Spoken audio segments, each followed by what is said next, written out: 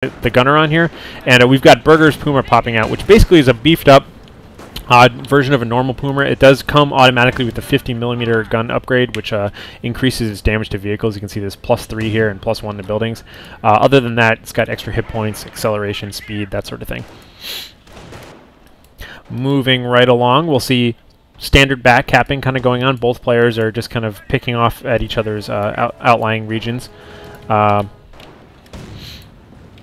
And not much else for the time being. Good solid center presence here by Nystrom. Actually taking quite a bit of damage on these Greyhounds. You can see here that this Burger's Puma is just getting lots of good shots in a row, although unfortunately it's going to start missing here. But it's been able to miss. Like either one of those should have been a kill. That was a rear armor shot on a damaged engine, and unfortunately he got 2 very unlucky shots, and the Greyhounds got 2 very lucky shots, and you can see he suddenly is at like half hit points. But thankfully, he's a good player. He's got his engineers out there, his pioneers out there, very quickly repairing that and taking care of the trouble. So we can see now that AirTaylor is finally researching his Browning automatic rifle upgrades, and we've got the Duffy's anti-tank gun, another level 5 hero unit coming out here. Has a whole bunch of abilities that make it, as you would suspect, really good anti-tank gun. Again, we see engineers with minesweepers. You know, he's going to just keep making good use of them and just more or less moving them around with his army in the important areas. And you can see that it's very well justified, because Nystrom is laying mines in all of the key areas of the map. Burger's Puma is moving up once again, taking some shots at the back of the Greyhound. Unfortunately, still missing. A lot of these slow-shooting guns can sometimes seem to miss all the time. And Duffy's anti-tank gun is sitting here waiting. We'll have to see if he's going to move this up into position. Looking pretty good.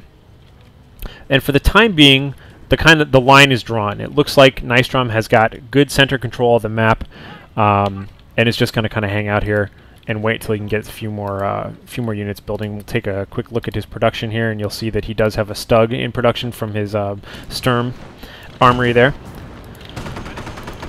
And for the most part, like I said, just kind of fighting over this line here. We've got the accomplished Puma and the Burger Puma now. Both are out here.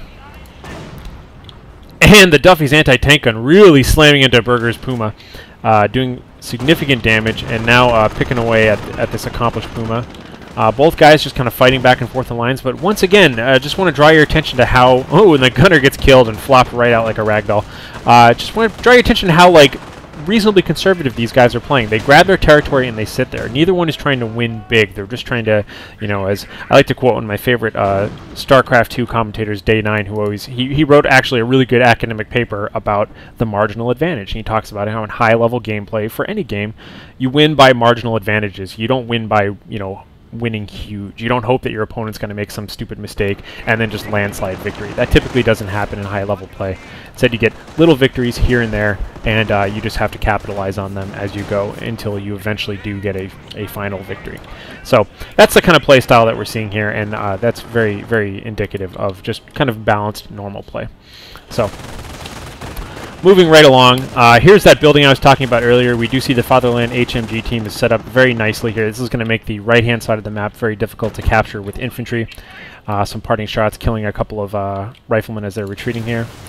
And meanwhile, just kind of hanging out, it looks like. Oh, and we just missed it. I think these riflemen just threw a sticky bomb on the motorcycle from across the hedgerow there. Just missed it, but it was one of those little tricky kind of snipe shots there. And looks like we do have mines here from Nystrom, and I think AirTaylor was just kind of lucky and kind of happened to wander around them. We'll see how well that works, or if he's going to bump into them by accident, because those are actually very dangerous to be behind him.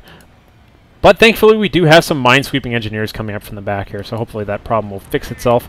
The accomplished Puma moving around to the left flank here, realizing that this capping is going a little bit too deep into his territory, and he's going to take some action. We'll see if these riflemen will be able to stay on point here and get the cap before they have to retreat. And there we go. The mines were correctly identified. You can see that huge mine radius. I don't even know how he got sight of that. I guess it was he can actually see that from back there. But the riflemen were able to shoot that, blow it up. They got pinned for a second, but didn't take any casualties. The Greyhound armored car moving up, putting some pressure on these Volksgrenadiers, and we've got some serious light armor moving in here, along with the cloaked stormtroopers who are now upgrading to the Panzerschrecks. So pretty good use so far. I'm going to take a quick snapshot back here to AirTaylor and see what else he's up to.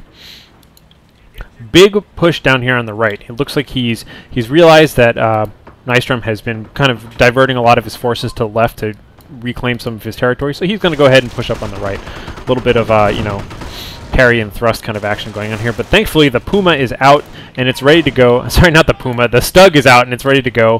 However, he was smart enough to bring the Duffy's anti-tank gun with him, and the first couple of shots, looks like that was maybe even just one shot, punctured a nice little hole there in front of it. Surprise attack by the stormtroopers here. They were sneaking up all camouflaged on this Duffy's anti-tank gun, yet now they're kind of surrounded with options. They don't really know where to go. Out of nowhere came a Greyhound behind them, which normally would be a great target, and then from around that came the flame engineers and the infantry, and they just had to get the hell out of there. So it was almost a really nice flank, but unfortunately just happened to get collided with a bunch of other units. Kotz and Myers Volksgrenadiers here just trying to defend this cap point a little bit, and BAM! Once again, another mine successfully defused here by AirTaylor. Really good use of minesweeping and that minesweeping army item. You can even see nystromBLITZ is commenting on that a little bit, saying he can't believe how big the radius is on that. So very good use of that here. That's one of my serious takeaways from that, is I had really underestimated minesweepers. But hey, man, you know, usually I'm of the thought that, oh, I'd rather have a flamethrower, of course, because it kills things. But the defensive aspect of minesweepers is very good, very good. This Greyhound armored car here is looking a little exposed. The mobility of Nystrom's light and heavy armored army here is becoming apparent as he's able to quickly swing around to the right and react. Looks like we got some anti-tank gun action going here. Again, taking another parting shot at this Stug. It looks like that was a miss. Stug again, just firing away here. And Greyhound, all these field repairs by the Greyhound are great, and by which I do actually mean just repairing in the field, not the actual armored ability field repairs. And here come the airborne. The airborne units finally are in play. They do have the recoilless rifle upgrade. There's only 4 of them left though at the moment, and they are being shot at from all sides by the stormtroopers and by the Pumas and that sort of thing. Looks like he's just going to have to. Oh, he was not actually retreating. He fired them up. We got some more rockets flying by here, doing some serious damage. And here you can see behind is the flare. That is the Blitzkrieg commander ability. And as you can see, all these units here have the little red shield above them. They are in basically open cover. It's the worst kind of cover you can be in. You take extra damage. Oh, so much damage going on here. As you can see, just taking a lot of extra casualties. It affects everybody. It's basically the exact opposite of green cover. So he's going to be sure to get out of there. It also happens to reveal cloaked units and things like that. But he was really just using that for a damage buff, it looks like. We can see air supply drop is active for AirTaylor. Oh, and it looks like he was able to take out that wounded Greyhound. The Greyhounds and the engineers here are exchanging some blows, but they are getting quickly surrounded by these Pumas. This Puma in particular is really threatening these. Whoa, the AT gun is down, and in 3 deft shots, all of the engineers get killed as well. So this was a nice little swoop around. Took a little bit of light damage for the Pumas. Oh, and the strafing run goes by, and I don't think that actually even hit anybody. I think both of these stormtroopers were able to just narrowly miss that. Now that the airborne players are, the airborne units are here, it looks like he's going to have to back away with his armor just a little bit. But unfortunately, he's left without an anti-tank gun now, so the infantry is going to have to just charge on up here and see what we can get done. This is a strict infantry versus light armored and medium armored battle here. A little bit of support from this Greyhound, but frankly, it's getting a beating. And these infantry are not doing too well either. They're going to all have to retreat, it looks like. And hopefully they can resupply and take something else out. But likewise, Nystrom took some damage too, and so he's going to back off a little bit as well.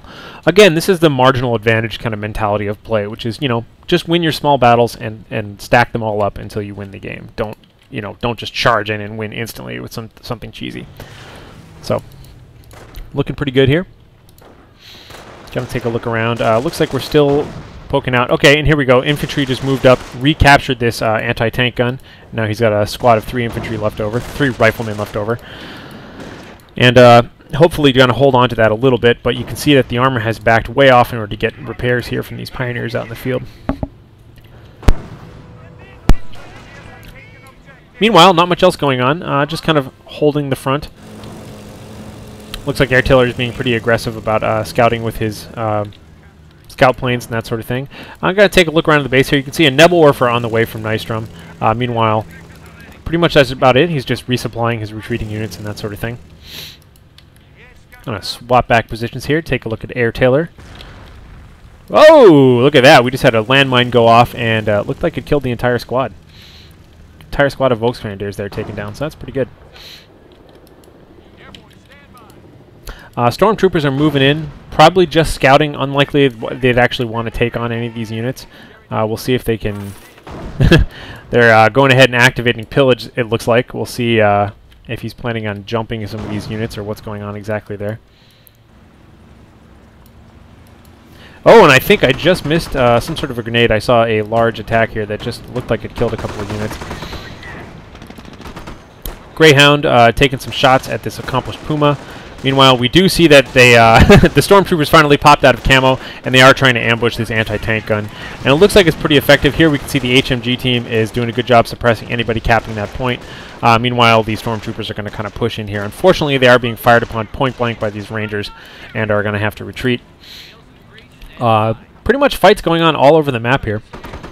We do have some landmines here by AirTaylor. It's a good position. And this wounded Puma is in some danger here. It looks like AirTaylor is going to be able to sneak up on Nystrom's accomplished Puma here, which now has a damaged engine. And both of them are just kind of exchanging shots, but they're both firing at each other's front armor, so we'll see if we're going to get... And there's the out of control. Is he going to crash into the lumber pile? Yes! And the Puma goes down, giving Vet 1 to the Armored Greyhound. So, yeah, you know, looking pretty good. Having to retreat here. We got some Bazooka Joes coming up for sneaky sneaky side attack action there. And the Vet 1 Stug is up. So you'll notice that we do actually have the Kampfkraft Center up. So I do believe Nystrom is vetting up his tanks, and we will see a lot more Vet 1 or Vet 2 Stugs and that sort of thing. Myers, supported by an HMG team, the Fatherland HMG team, with the Stug. Very firm control over this. Easily going to have to retreat. Even flaring the area here, trying to do some extra casualties, but nothing else is there for the time being. And now, once again, we see that the forces are both divided kind of evenly left and right. Oh, the landmine goes off right there. Not too much else going on, though.